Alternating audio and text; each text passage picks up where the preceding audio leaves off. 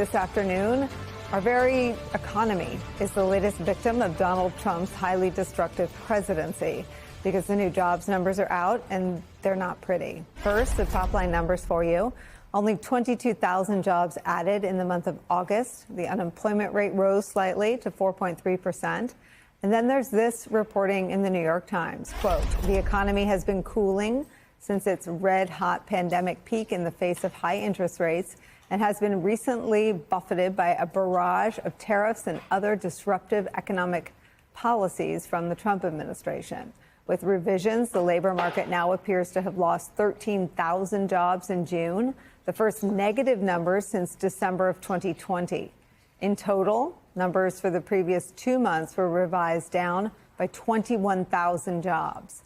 At the closing bell on Wall Street mere moments ago, the Dow was down more than 200 points. These are the results. This is Donald Trump's economy. Donald Trump, a president who campaigned on a promise to the American people. This is how the story went during the campaign. The economy was broken, and he alone could fix it. So naturally, the Trump administration is on a spin cycle today. So we're very, very excited about where things are going. It's a little bit of a disappointing job number, but I pretty much expect it's going to revise up. It's just not an acceptable thing that the jobs numbers are so unreliable that they're being revised all the heck over the place. A completely different story if we have 1 million fewer jobs, as happened the last time that there was a revision. And so that's one reason why President Trump thinks we need a new set of eyes over there at BLS to fix this problem. Hours before the American people even knew anything about these other brutal jobs numbers, Trump was playing one of his favorite games, explaining which numbers were real and which ones were fake. Watch. Can you commit to saying the data will be credible? The number, I don't know, they come out tomorrow, but the real numbers that I'm talking about are going to be whatever it is, but will be in a year from now when these monstrous, huge, beautiful places, they're palaces of genius. And when they start opening up, you're seeing, I think you'll see job numbers that are going to be absolutely incredible. Right now, it's a lot of construction numbers, but you're going to see job numbers like our country has never seen before. It's not clear what he's talking about, but the important piece of news there seems to be that there won't be any, quote, real numbers for at least a year. Not for nothing. It is worth nodding to the bravery these days associated with compiling and publicly releasing real numbers that are so bad, such poor economic data. Remember, the last person who did that is now the former commissioner of the Bureau of Labor Statistics. She was fired for simply doing her job and telling the truth. Which brings us back to where we started, the absolutely toxic and acidic nature of the Trump presidency, which is fueled on retribution and revenge and spin and lies. And what it means not just for the soul of our nation, but for the stability and strength and very basic ability to function as an economy as well. It's where we start today with some of our favorite reporters and friends. CNBC contributor, publisher of The Message of the Markets on Substack, Ron Insana, is here with us.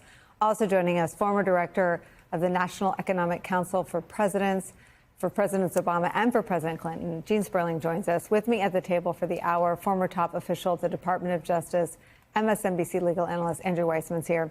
Ron Insana, let me first ask you if anything changed in the process of compiling jobs numbers between Donald Trump's firing of the last person with this job and today. That would require a massive overhaul of the methodologies that are used, the number of people involved, not just who's running the Bureau of Labor Statistics, and yet the new head has not really been fully implemented yet. So no, nothing's changed in the way in which the data are collected in 1 week during a given month, this being the month of August, and then we, as a unit, the Bureau of Labor Statistics talks to over 100,000 businesses and several 100,000 households, collects the data as best it can, and determines both the number of jobs created or lost and the unemployment rate. So everything was the same last month as it was in prior months, and quite frankly, going back years and decades. So the numbers are real. We can talk about them as a real thing.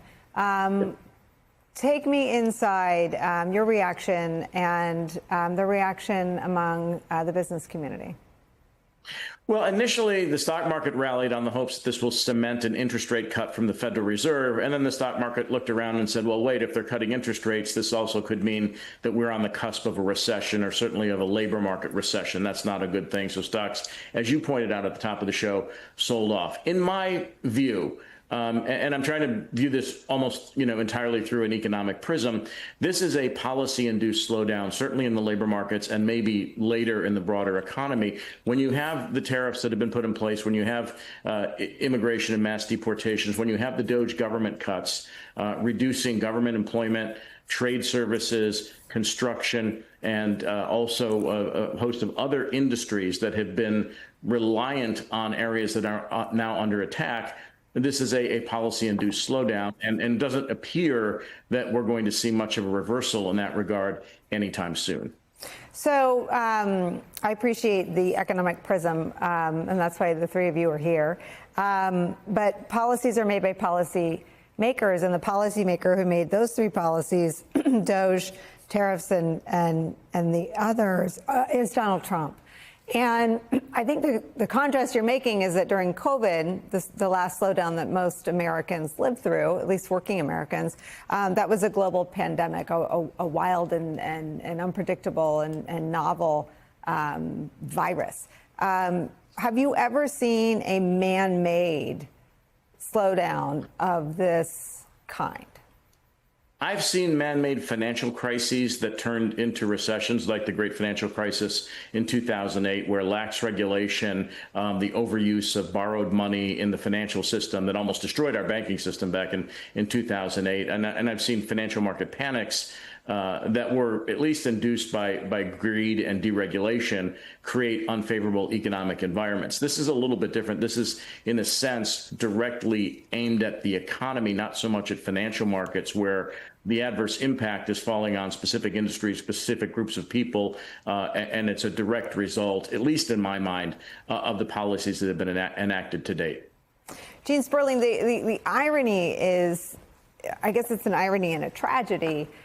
So many Americans have pinned their economic dreams and ambitions on Donald Trump, and it was always a lie. The gold toilet was for him, but not for you. The private plane wasn't even really real because he just took one for free from a foreign country. And the idea that, quote, the grocery will get cheaper, everything will get cheaper, was a lie. Everything has gone up. Talk about the real lived economic insecurity for the vast majority of Americans. Sure. I think what's disappointing a lot of Americans, even some who voted for the president, is that he has been much more focused on gaining unchecked power for himself than he has been on checking the price increases that they're feeling and are hurting on their cost of living. And Ron, he's very diplomatic. I think he was saying policy-induced problems or something. Nicole, I think I first said on your show, self-inflicted wound. And, sometimes the Trump administration likes to say, oh, let's go back to where Biden was. And we should welcome that discussion, because you have to look at the direction of the economy. When he took office, this is not a Democratic view. It's not a Gene Sperling view. It was the view of the entire expert market that we were headed for what was a soft landing. And what that meant was that places like Goldman Sachs, the IMF, were seeing core inflation was going to come down to around 2%, 1.9, which was going to allow the Fed to cut. And growth was going to stay close to 2.5%. It was the beautiful soft landing. Everything that's happening right now is sending those trends in the opposite direction, and solely due to policies. Erratic tariff policies have both slowed growth, which we're now seeing in the job market. I mean, this is now just the last 4 months, right? The last 4 months, he owns 29,000 jobs per month. You had the first loss of jobs now in June. They actually were negative. If you don't count kind of healthcare and other jobs like that, we've actually lost 142,000 jobs in areas like construction and manufacturing.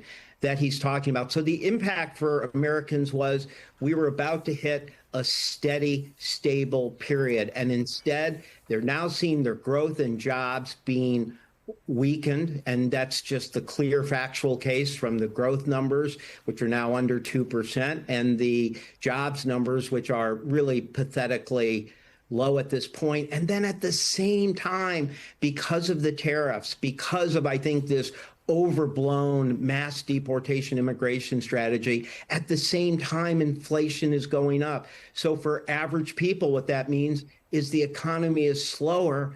My jobs prospects are not as good or as they were, and yet my prices of coffee, beef, a baby stroller, all of those things are going up and designed to go up higher. And then ultimately for the Federal Reserve, it puts them in this impossible situation. They'll probably cut 25 basis points out of worry over the economy, but they're not going to do 50 or 75 because they see those prices continuing to go up, all due to the policies put in place intentionally by President Trump and his team.